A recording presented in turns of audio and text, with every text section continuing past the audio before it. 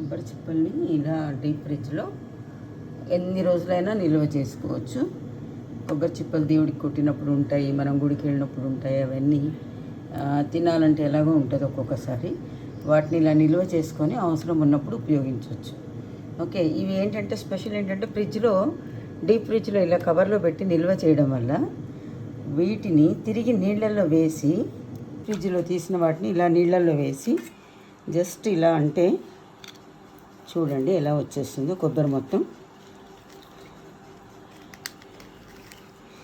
మనం పెద్ద కష్టపడకుండా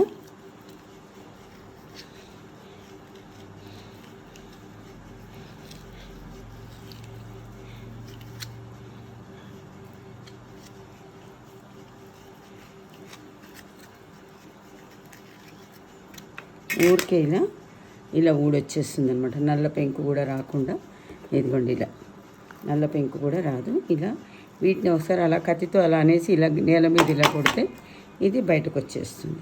దీన్ని మనం పచ్చడి చేయడానికి కానీ, కొబ్బరి పాలు చేసుకోవడానికి కానీ, దేనికైనా ఎన్ని రోజులైనా డీప్ ఫ్రిడ్జ్లో పెట్టి ఇలా ఉపయోగించుకోవచ్చు.